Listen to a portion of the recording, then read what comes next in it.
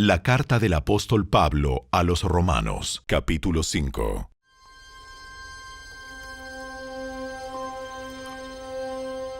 Por lo tanto, ya que fuimos declarados justos a los ojos de Dios por medio de la fe, tenemos paz con Dios gracias a lo que Jesucristo nuestro Señor hizo por nosotros. Debido a nuestra fe, Cristo nos hizo entrar en este lugar de privilegio inmerecido en el cual ahora permanecemos y esperamos con confianza y alegría participar de la gloria de Dios. También nos alegramos al enfrentar pruebas y dificultades, porque sabemos que nos ayudan a desarrollar resistencia. Y la resistencia desarrolla firmeza de carácter. Y el carácter fortalece nuestra esperanza segura de salvación. Y esa esperanza no acabará en desilusión, pues sabemos con cuánta ternura nos ama Dios, porque nos ha dado el Espíritu Santo para llenar nuestro corazón con su amor. Cuando éramos totalmente incapaces de salvarnos, Cristo vino en el momento preciso y murió por nosotros, pecadores. Ahora bien, casi nadie se ofrecería a morir por una persona honrada, aunque tal vez alguien podría estar dispuesto a dar su vida por una persona extraordinariamente buena. Pero Dios mostró el gran amor que nos tiene al enviar a Cristo a morir por nosotros cuando todavía éramos pecadores. Entonces, como se nos declaró justos a los ojos de Dios por la sangre de Cristo, con toda seguridad, Él nos salvará de la condenación de Dios. Pues, como nuestra amistad con Dios quedó restablecida por la muerte de su Hijo cuando todavía éramos sus enemigos, con toda seguridad seremos salvos por la vida de su Hijo. Así que ahora podemos alegrarnos por nuestra nueva y maravillosa relación con Dios, gracias a que nuestro Señor Jesucristo nos hizo amigos de Dios. Cuando Adán pecó, el pecado entró en el mundo. El pecado de Adán introdujo la muerte, de modo que la muerte se extendió a todos, porque todos pecaron. Es cierto, la gente ya pecaba aún antes de que se entregara la ley, pero no se le tomaba en cuenta como pecado porque todavía no existía ninguna ley para transgredir. Sin embargo, desde los tiempos de Adán hasta los de Moisés, todos murieron, incluso los que no desobedecieron un mandamiento explícito de Dios como lo hizo Adán. Ahora bien, Adán es un símbolo, una representación de Cristo, quien aún tenía que venir. Pero hay una gran diferencia entre el pecado de Adán y el regalo del favor inmerecido de Dios. Pues el pecado de un solo hombre, Adán, trajo muerte a muchos. Pero aún más grande es la gracia maravillosa de Dios y el regalo de su perdón para muchos por medio de otro hombre, Jesucristo. Y el resultado del regalo del favor inmerecido de Dios es muy diferente de la consecuencia del pecado de ese primer hombre. Pues el pecado de Adán llevó a la condenación, pero el regalo de Dios nos lleva a ser declarados justos a los ojos de Dios, a pesar de que somos culpables de muchos pecados. Pues el pecado de un solo hombre, Adán, hizo que la muerte reinara sobre muchos. Pero aún más grande es la gracia maravillosa de Dios y el regalo de su justicia, porque todos los que lo reciben vivirán en victoria sobre el pecado y la muerte por medio de un solo hombre, Jesucristo. Así es, un solo pecado de Adán trae condenación para todos. Pero un solo acto de justicia de Cristo trae una relación correcta con Dios y vida nueva para todos. Por uno solo que desobedeció a Dios, muchos pasaron a ser pecadores. Pero por uno solo que obedeció a Dios, muchos serán declarados justos. La ley de Dios fue entregada para que toda la gente se diera cuenta de la magnitud de su pecado. Pero mientras más pecaba la gente, más abundaba la gracia maravillosa de Dios. Entonces, así como el pecado reinó sobre todos y los llevó a la muerte, ahora reina en cambio la gracia maravillosa de Dios, la cual nos pone en la relación correcta con Él y nos da como resultado la vida eterna por medio de Jesucristo, nuestro Señor.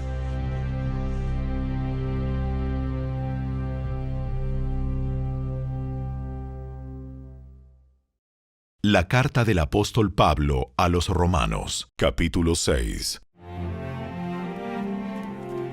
Ahora bien, ¿deberíamos seguir pecando para que Dios nos muestre más y más su gracia maravillosa? Por supuesto que no. Nosotros hemos muerto al pecado. Entonces, ¿cómo es posible que sigamos viviendo en pecado?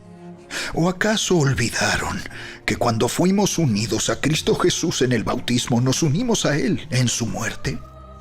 Pues hemos muerto y fuimos sepultados con Cristo mediante el bautismo. Y tal como Cristo fue levantado de los muertos por el poder glorioso del Padre, ahora nosotros también podemos vivir una vida nueva. Dado que fuimos unidos a Él en su muerte, también seremos resucitados como Él. Sabemos que nuestro antiguo ser pecaminoso fue crucificado con Cristo para que el pecado perdiera su poder en nuestra vida. Ya no somos esclavos del pecado, pues cuando morimos con Cristo, fuimos liberados del poder del pecado. Y dado que morimos con Cristo, sabemos que también viviremos con Él. Estamos seguros de eso, porque Cristo fue levantado de los muertos y nunca más volverá a morir.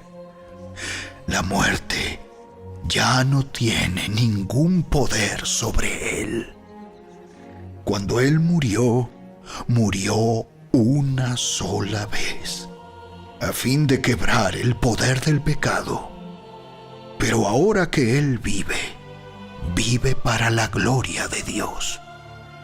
Así también ustedes deberían considerarse muertos al poder del pecado y vivos para Dios por medio de Cristo Jesús. No permitan que el pecado controle la manera en que viven. No caigan ante los deseos pecaminosos. No dejen que ninguna parte de su cuerpo se convierta en un instrumento del mal para servir al pecado. En cambio, entréguense completamente a Dios, porque antes estaban muertos, pero ahora tienen una vida nueva. Así que usen todo su cuerpo como un instrumento para hacer lo que es correcto para la gloria de Dios. El pecado ya no es más su amo, porque ustedes ya no viven bajo las exigencias de la ley. En cambio, viven en la libertad de la gracia de Dios. Ahora bien, ¿Eso significa que podemos seguir pecando porque la gracia de Dios nos ha liberado de la ley? Claro que no.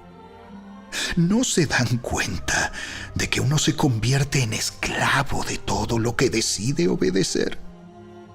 Uno puede ser esclavo del pecado, lo cual lleva a la muerte, o puede decidir obedecer a Dios, lo cual lleva a una vida recta. Antes ustedes eran esclavos del pecado, pero gracias a Dios, ahora obedecen de todo corazón la enseñanza que les hemos dado. Ahora son libres de la esclavitud del pecado y se han hecho esclavos de la vida recta. Uso la ilustración de la esclavitud para ayudarlos a entender todo esto, porque la naturaleza humana de ustedes es débil.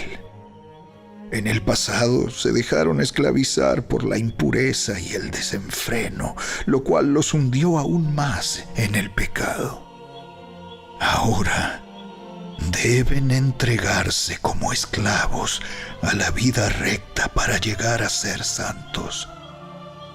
Cuando eran esclavos del pecado, estaban libres de la obligación de hacer lo correcto. ¿Y cuál fue la consecuencia? Que ahora están avergonzados de las cosas que solían hacer, cosas que terminan en la condenación eterna. Pero ahora quedaron libres del poder del pecado y se han hecho esclavos de Dios. Ahora hacen las cosas que llevan a la santidad y que dan como resultado la vida eterna. Pues la paga que deja el pecado es la muerte, pero el regalo que Dios da es la vida eterna por medio de Cristo Jesús, nuestro Señor.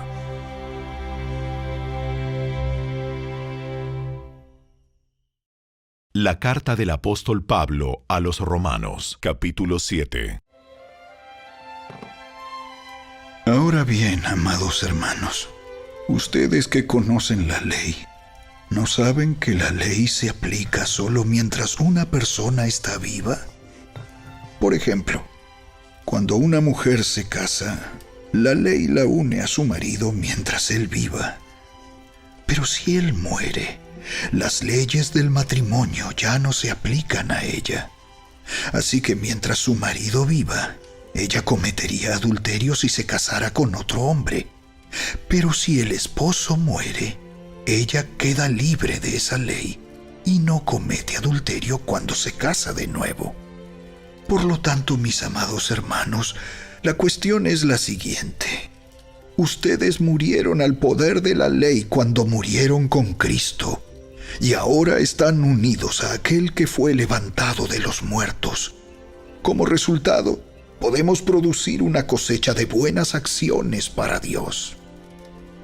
Cuando vivíamos controlados por nuestra vieja naturaleza, los deseos pecaminosos actuaban dentro de nosotros, y la ley despertaba esos malos deseos que producían una cosecha de acciones pecaminosas, las cuales nos llevaban a la muerte. Pero ahora fuimos liberados de la ley porque morimos a ella y ya no estamos presos de su poder. Ahora podemos servir a Dios, no según el antiguo modo que consistía en obedecer la letra de la ley, sino mediante uno nuevo, el de vivir en el Espíritu. Ahora bien, ¿acaso sugiero que la ley de Dios es pecaminosa? De ninguna manera. De hecho, fue la ley la que me mostró mi pecado. Yo nunca hubiera sabido que codiciar es malo si la ley no dijera: no codicies. Pero el pecado usó ese mandamiento para despertar toda clase de deseos codiciosos dentro de mí. Si no existiera la ley, el pecado no tendría ese poder. Hubo un tiempo en que viví sin entender la ley. Sin embargo, cuando aprendí, por ejemplo, el mandamiento de no codiciar, el poder del pecado cobró vida y yo morí. Entonces me di cuenta de que los mandatos de la ley que supuestamente traían vida, trajeron en cambio muerte espiritual. El pecado se aprovechó de esos mandatos y me engañó. Usó los mandatos para matarme. Sin embargo, la ley en sí misma es santa y sus mandatos son santos, rectos y buenos. Pero ¿cómo puede ser? ¿Acaso la ley que es buena provocó mi muerte? Por supuesto que no. El pecado usó lo que era bueno a fin de lograr mi condena de muerte. Por eso podemos ver qué terrible es el pecado. Se vale de los buenos mandatos de Dios para lograr sus propios fines malvados. Por lo tanto, el problema no es con la ley, porque la ley es buena y espiritual. El problema está en mí, porque soy demasiado humano, un esclavo del pecado. Realmente no me entiendo a mí mismo, porque quiero hacer lo que es correcto, pero no lo hago. En cambio, hago lo que odio. Pero si yo sé que lo que hago está mal, eso demuestra que estoy de acuerdo con que la ley es buena. Entonces no soy yo el que hace lo que está mal, sino el pecado que vive en mí. Yo sé que en mí, es decir, en mi naturaleza pecaminosa, no existe nada bueno. Quiero hacer lo que es correcto, pero no puedo. Quiero hacer lo que es bueno, pero no lo hago. No quiero hacer lo que está mal, pero igual lo hago. Ahora, si hago lo que no quiero hacer, realmente no soy yo el que hace lo que está mal, sino el pecado que vive en mí. He descubierto el siguiente principio de vida, que cuando quiero hacer lo que es correcto, no puedo evitar hacer lo que está mal. Amo la ley de Dios con todo mi corazón, pero hay otro poder dentro de mí que está en guerra con mi mente. Ese poder me esclaviza al pecado que todavía está dentro de mí. Soy un pobre desgraciado. ¿Quién me libertará de esta vida dominada por el pecado y la muerte? ¡Gracias a Dios! La respuesta está en Jesucristo, nuestro Señor. Así que ya ven, en mi mente de verdad quiero obedecer la ley de Dios, pero a causa de mi naturaleza pecaminosa, soy esclavo del pecado. La carta del apóstol Pablo a los Romanos, capítulo 8. Por lo tanto, ya no hay condenación para los que pertenecen a Cristo Jesús. Y porque ustedes pertenecen a Él, el poder del Espíritu que da vida los ha libertado del poder del pecado que lleva a la muerte. La ley de Moisés no podía salvarnos, porque nuestra naturaleza pecaminosa es débil. Así que Dios hizo lo que la ley no podía hacer. Él envió a su propio Hijo en un cuerpo como el que nosotros los pecadores tenemos. Y en ese cuerpo, mediante la entrega de su Hijo como sacrificio por nuestros pecados, Dios declaró el fin del dominio que el pecado tenía sobre nosotros. Lo hizo para que se cumpliera totalmente la exigencia justa de la ley a favor de nosotros, que porque ya no seguimos a nuestra naturaleza pecaminosa, sino que seguimos al Espíritu. Los que están dominados por la naturaleza pecaminosa piensan en cosas pecaminosas. Pero los que son controlados por el Espíritu Santo piensan en las cosas que agradan al Espíritu. Por lo tanto, permitir que la naturaleza pecaminosa les controle la mente lleva a la muerte. Pero permitir que el Espíritu les controle la mente lleva a la vida y a la paz. Pues la naturaleza pecaminosa es enemiga de Dios siempre.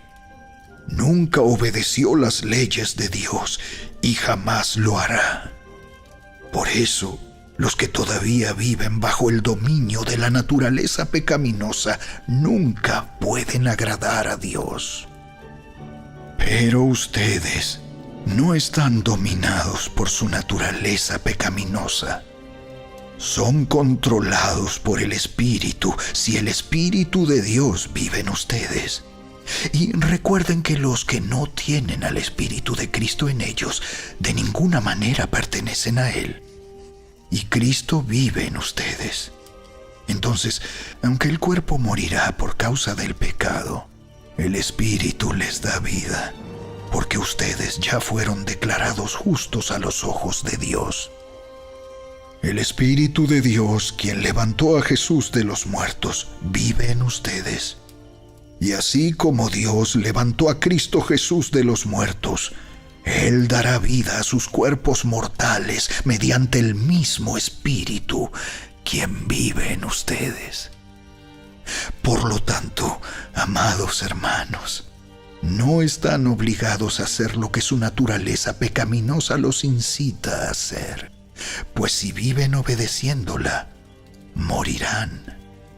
Pero si mediante el poder del Espíritu hacen morir las acciones de la naturaleza pecaminosa, vivirán. Pues todos los que son guiados por el Espíritu de Dios son hijos de Dios. Y ustedes no han recibido un espíritu que los esclavice al miedo. En cambio, recibieron el Espíritu de Dios cuando Él los adoptó como sus propios hijos. Ahora lo llamamos Abba, Padre, pues su Espíritu se une a nuestro espíritu para confirmar que somos hijos de Dios. Así que como somos sus hijos, también somos sus herederos. De hecho, somos herederos junto con Cristo de la gloria de Dios. Pero si vamos a participar de su gloria, también debemos participar de su sufrimiento. Sin embargo, lo que ahora sufrimos no es nada comparado con la gloria que Él nos revelará más adelante. Pues toda la creación espera con anhelo el día futuro en que Dios revelará quiénes son verdaderamente sus hijos. Contra su propia voluntad, toda la creación quedó sujeta a la maldición de Dios. Sin embargo, con gran esperanza, la creación espera el día en que será liberada de la muerte y la descomposición, y se unirá a la gloria de los hijos de Dios. Pues sabemos que hasta el día de hoy, toda la creación gime de angustia como si tuviera dolores de parto. Y los creyentes también gemimos, aunque tenemos al Espíritu Santo en nosotros como una muestra anticipada de la gloria futura, porque anhelamos que nuestro cuerpo sea liberado del pecado y el sufrimiento. Nosotros también deseamos con una esperanza ferviente que llegue el día en que Dios nos dé todos nuestros derechos como sus hijos adoptivos, incluido el nuevo cuerpo que nos prometió. Recibimos esa esperanza cuando fuimos salvos. Si uno ya tiene algo, no necesita esperarlo. Pero si deseamos algo que todavía no tenemos, debemos esperar con paciencia y confianza. Además, el Espíritu Santo nos ayuda en nuestra debilidad. Por ejemplo, nosotros no sabemos qué quiere Dios que le pidamos en oración, pero el Espíritu Santo ora por nosotros con gemidos que no pueden expresarse con palabras. Y el Padre, quien conoce cada corazón, sabe lo que el Espíritu dice, porque el Espíritu intercede por nosotros, los creyentes, en armonía con la voluntad de Dios. Y sabemos que Dios hace que todas las cosas cooperen para el bien de quienes lo aman y son llamados según el propósito que Él tiene para ellos. Pues Dios conoció a los suyos de antemano y los eligió para que llegaran a ser como su Hijo, a fin de que su Hijo fuera el hijo mayor de muchos hermanos. Después de haberlos elegido, Dios los llamó para que se acercaran a Él, y una vez que los llamó, los puso en la relación correcta con Él. Y luego de ponerlos en la relación correcta con Él, les dio su gloria. ¿Qué podemos decir acerca de cosas tan maravillosas como estas? Si Dios está a favor de nosotros, ¿quién podrá ponerse en nuestra contra? Si Dios no se guardó ni a su propio Hijo, sino que lo entregó por todos nosotros, ¿no nos dará también todo lo demás? ¿Quién se atreve a acusarnos a nosotros, a quienes Dios ha elegido para sí? Nadie, porque Dios mismo nos puso en la relación correcta con Él. Entonces, ¿quién nos condenará? Nadie, porque Cristo Jesús murió por nosotros y resucitó por nosotros y está sentado en el lugar de honor a la derecha de Dios e intercede por nosotros. ¿Acaso hay algo que pueda separarnos del amor de Cristo?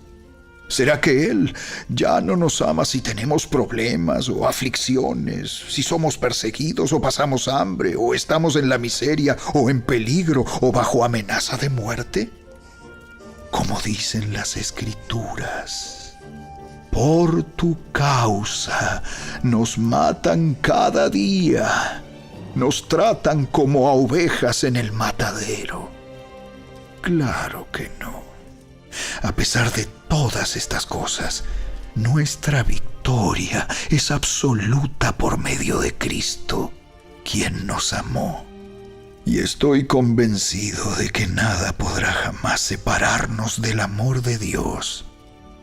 Ni la muerte, ni la vida, ni ángeles, ni demonios, ni nuestros temores de hoy, ni nuestras preocupaciones de mañana, ni siquiera los poderes del infierno pueden separarnos del amor de Dios.